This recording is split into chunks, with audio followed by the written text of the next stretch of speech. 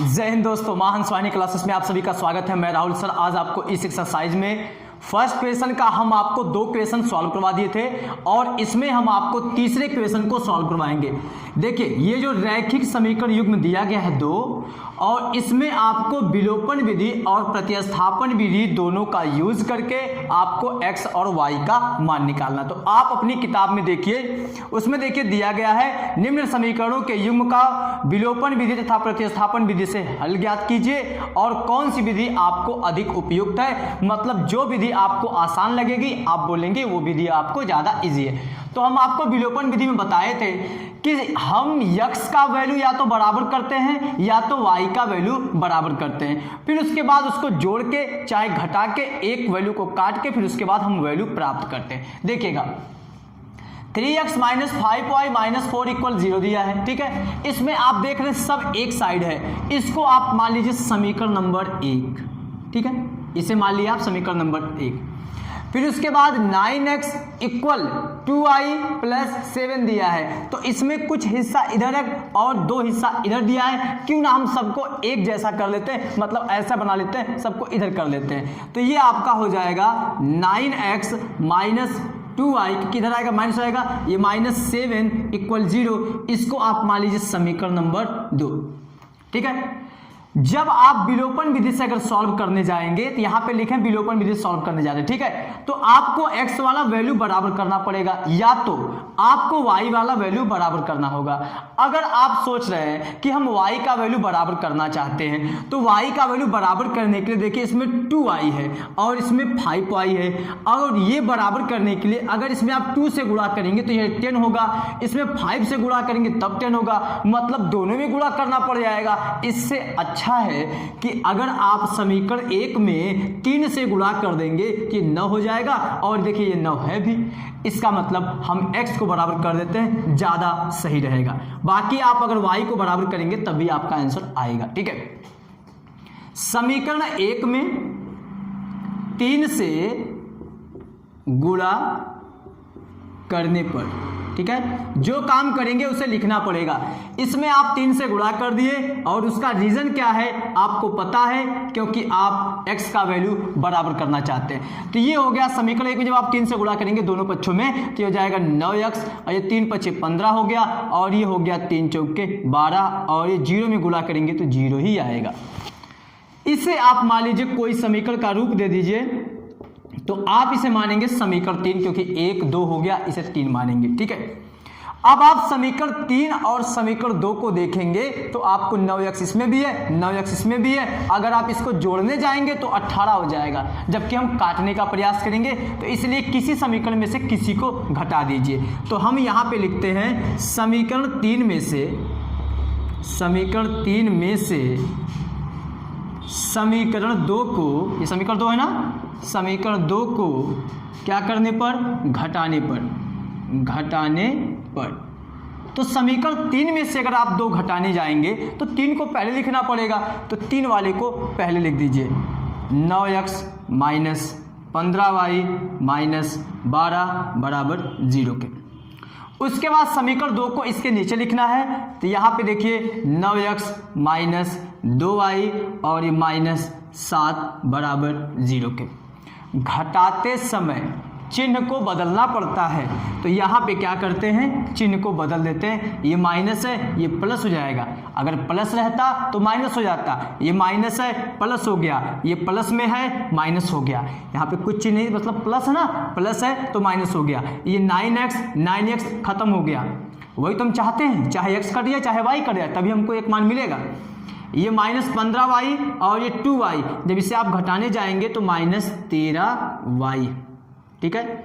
और ये देखिए इधर आप माइनस 12 और ये 7, ये माइनस 12 है और ये प्लस 7 है, तो ये घट जाएगा तो माइनस 5 आएगा, क्योंकि बड़े नंबर का चिन्ह लगेगा। 12 बड़ा है वही माइनस में, ये प्लस में, ठीक है, घटेगा तो माइनस आएगा।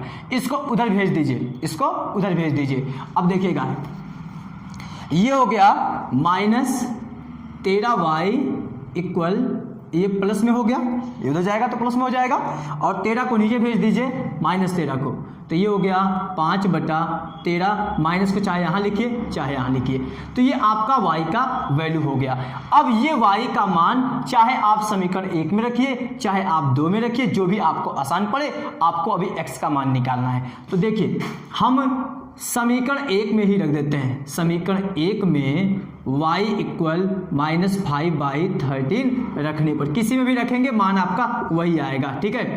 तो समीकरण 1 में हम y का मान -5/13 रख दिए।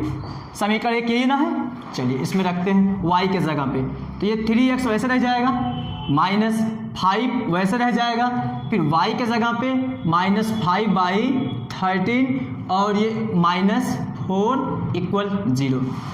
ये 3x, ये देखिए माइनस का माइनस में गुणा प्लस, ये 5 5 जा 25/13 और ये -4 = 0।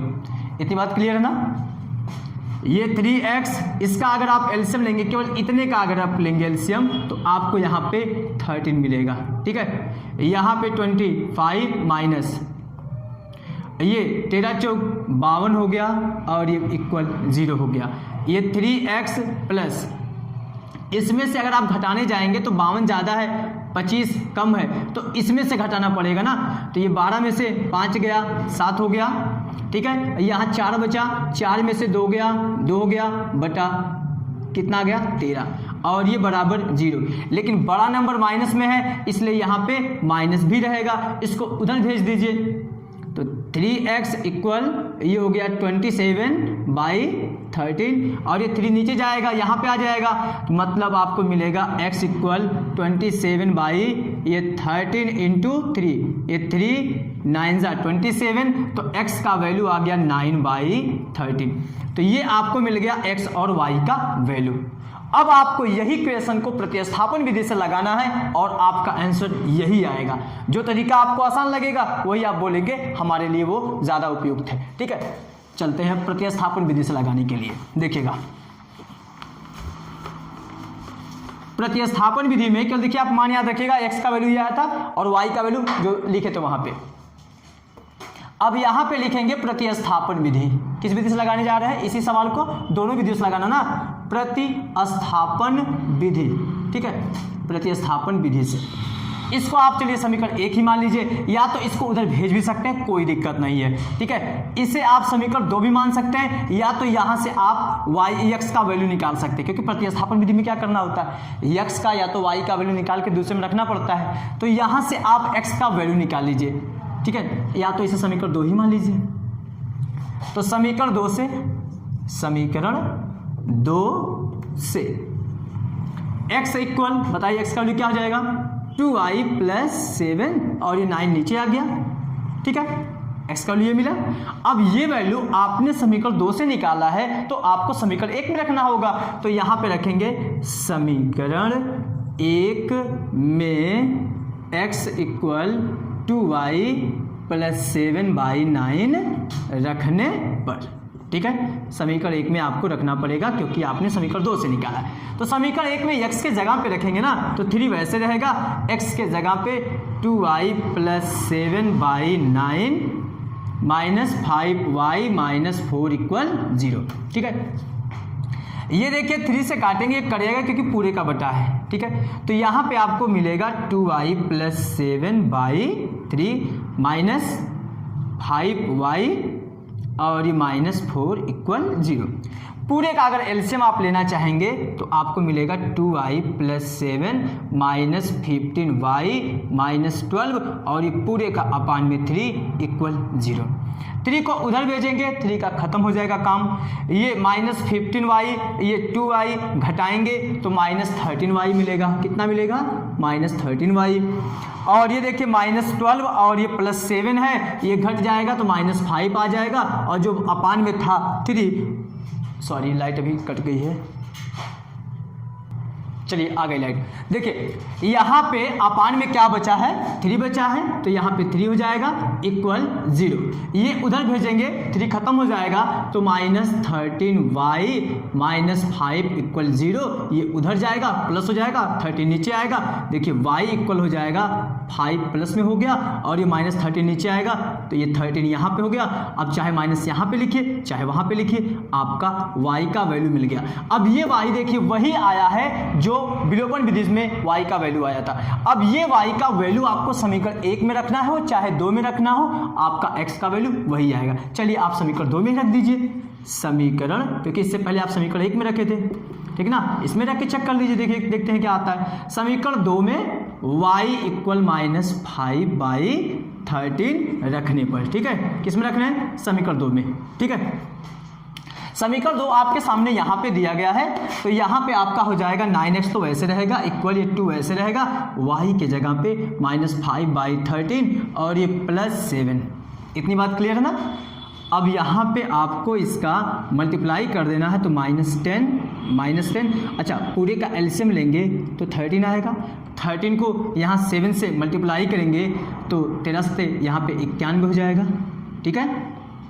उसके बाद जब इसमें से आप घटा देंगे, देखिएगा 9x इक्वल, इसमें जब आप घटाएंगे तो हो जाएगा 81 मिलेगा ना, क्योंकि ये प्लस में ये माइनस में तो प्लस में आएगा बाई 13। 9 को नीचे भेजेंगे तो x इक्वल ये 81/13 इंटू 9 से 9 कट जाएगा, 9/81 होता है तो ये कट गया तो यहाँ पे 9/13।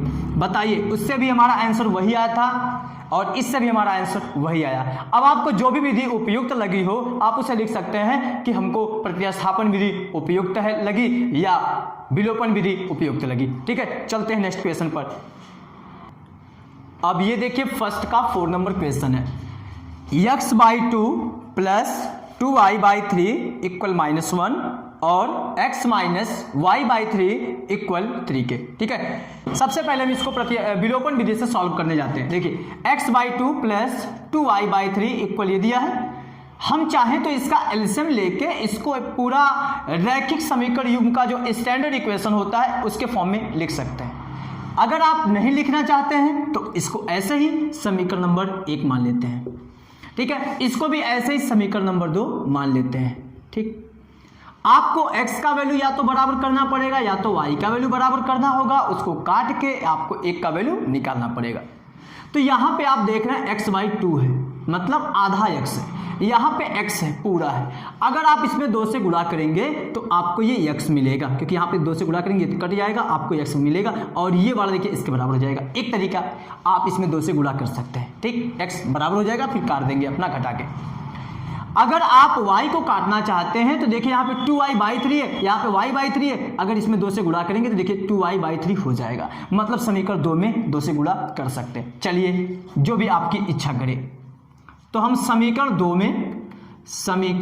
में 2 से गुणा करते हैं, ठीक है। गुणा करने पर समीकरण 2 में 2 से गुणा करने पर तो मिलेगा आपको 2x - 2y/3 इक्वल, इसमें भी तो गुणा करेंगे तो 6 हो गया, ठीक है। इसे आप कोई इक्वेशन का रूप दे दीजिए, मान लेते हैं समीकरण नंबर 3। अब ये वाला समीकरण और ये वाला समीकरण अगर जोड़ेंगे तो y वाला कट जाएगा, क्योंकि ये प्लस में है ये माइनस में है, ठीक है। तो यहाँ पे लिखेंगे समीकरण 1 व समीकरण 3, ये वाला है ना, को क्या करने पर, जोड़ने पर, क्योंकि जोड़ने पर चिन्ह बदलेगा भी नहीं, अपना कट भी जाएंगे, एक प्लस एक माइनस में है भी। तो समीकरण 1 व समीकरण 3 को जोड़ने पर सबसे पहले आप 3 का नाम ले लिए हैं तो चलिए 1 का नाम ले लिए तो 1 को पहले लिख देते हैं, x/2 प्लस यही ना है 2y/3 इक्वल -1 के, फिर उसके बाद 3 वाले को ये हो गया 2x - 2y/3 इक्वल 6 के। जब जोड़ेंगे तो देखिए दोनों सेम है, ये कट गया, ये देखिए x/2 और ये 2x है, तो यहाँ पे आपको लिखना पड़ेगा वैसे x/2 + 2x और ये इक्वल हो जाएगा। जब इसे आप जोड़ेंगे तो ये घट जाएगा, ठीक है। और इसका एलसीएम लेके आप सॉल्व करेंगे, तो यहाँ पे आपको मिलेगा 2 नीचे और ये x प्लस 4x इक्वल 5 के। ठीक, इसका एलसीएम ले लिए हैं, अब इसको जोड़ दीजिए 5x और इसका 3 गुणा कर दीजिए, ये हो गया 10 के। 5 को नीचे भेजेंगे तो x इक्वल हो गया 10/5, ये कट गया, 2 आ गया, x का वैल्यू 2 हो गया। अब ये x का वैल्यू किसी समीकरण में रख दीजिए। चलिए हम समीकरण नंबर 1 में ही रख देते हैं। समीकरण 1 में x इक्वल 2 रखने पर, ठीक है, यहाँ पे रख देते हैं। जब यहाँ पे 2/2 करेंगे फिर प्लस ये 2y/3 इक्वल -1 के, 2 से 2 कट गया, यहाँ पे क्या बचा 1 प्लस 2y/3 इक्वल -1। इसे उधर भेजेंगे, इसे उधर भेजेंगे तो क्या हो जाएगा, वो माइनस हो जाएगा -1, और ये भी उधर चला गया -1, दोनों जुड़ जाएगा, -2 हो जाएगा, मतलब 2y/3 इक्वल -2 के। इसे 3 को ऊपर भेजेंगे, 2 को नीचे, तो बताइए y का वैल्यू आ जाएगा -2 इंटू 3/2। 2 से 2 कट गया तो y इक्वल आ गया -3। तो ये आपका x का वैल्यू हो गया और ये हो गया आपका y का वैल्यू। अब हम इसी सवाल को प्रतिस्थापन विधि से लगाते हैं। देखिएगा आंसर आप याद रखिएगा, दोनों तरीके से आंसर आपका वही आएगा। देखिए x का वैल्यू 2 आया है और y का वैल्यू क्या आया है -3। चलिए चलते हैं। देखिए प्रतिस्थापन विधि से इसको, इसे आप समीकरण नंबर 1 मान लिए, फिर इसे समीकरण नंबर 2 मान लिए। अब प्रतिस्थापन विधि में आपको बताए थे x या y का वैल्यू निकालना पड़ेगा। चलिए हम यहीं से x का वैल्यू निकाल लेते हैं। तो लिखेंगे समीकरण 2 से, क्योंकि यहाँ से x का वैल्यू निकालना बहुत आसान है। x इक्वल क्या हो जाएगा, ये 3 और इसे पूरा उठा के उधर भेज देंगे प्लस y/3, ठीक है। x का वैल्यू ये आ गया और ये वैल्यू आपने समीकरण 2 से निकाला है, इसलिए आपको अब समीकरण 1 में रखना पड़ेगा। अब लिखेंगे समीकरण 1 में x इक्वल 3 प्लस, अच्छा इसका अगर आप एलसीएम लेंगे तो वो मान लीजिए हो जाएगा, चलिए आगे लिख देंगे 3 प्लस y/3 रखने पर, किस में रखने पर, समीकरण 1 में। समीकरण 1 में ये मान रखते हैं, तो यहाँ पे देखिए x है, x के जगह पे रखेंगे तो ये 1/2 तो रह जाएगा उसका, और x के जगह पे 3 plus y/3 plus 2y/3 equal -1 के। इसका आप एलसीएम लेंगे, जब इसका एलसीएम लेंगे तो आपको मिलेगा 9 प्लस y/3, ठीक है, और यहाँ पे 1/2 आपका रह गया है और ये प्लस 2y/3 इक्वल -1 के।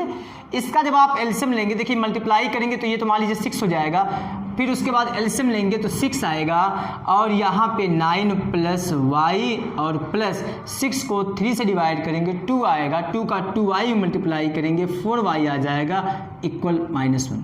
ये समझ में आ रहा ना कहाँ से एलसीएम 6 आया, 3 2 जा 6, इसका इससे मल्टीप्लाई करेंगे तो ऊपर यही रहेगा, 6 को 6 से डिवाइड करेंगे 1 आएगा, 1 का मल्टीप्लाई यही आएगा, इसमें डिवाइड करेंगे 2 आएगा।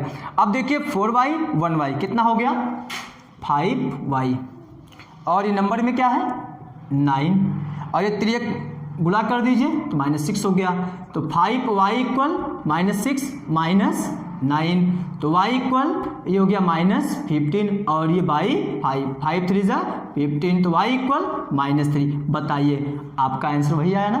आप वीडियो को पीछे करके देखिएगा, आपका y का वैल्यू वही आया है जो विलोपन विधि दिया था, वही प्रतिस्थापन विधि देता है, किसी भी मेथड से लगाएंगे आपका आंसर वही आएगा। अब ये y का वैल्यू आप किस समीकरण में रख दीजिए, चलिए हम समीकरण नंबर 2 में ही रख देते हैं। समीकरण 2 में y इक्वल -3 रखने पर, ठीक है, समीकरण 2 में y इक्वल -3 रखने पर, तो y के जगह पे रखना है तो x वैसे रहेगा माइनस y के जगह पे -3, ठीक है, और ये बाई 3 और इक्वल 3 के।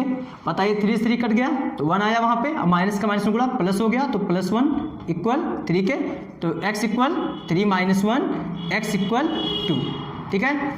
ये पूरा आपका कंप्लीट हो गया। अब आप नीचे लिखेंगे अतः x इक्वल 2 तथा y इक्वल -3 होगा, और आपको जो भी विधि उपयुक्त लगी हो वो भी आपको लिखना है। मान लीजिए अगर आपको प्रतिस्थापन विधि आसान लगा हो प्रतिस्थापन लिखेंगे, विलोपन आसान लगा हो विलोपन लिखेंगे। अतः विलोपन विधि, जो भी विधि आपको आसान लगी हो, हमको मान लीजिए विलोपन विधि लग गया। विलोपन विधि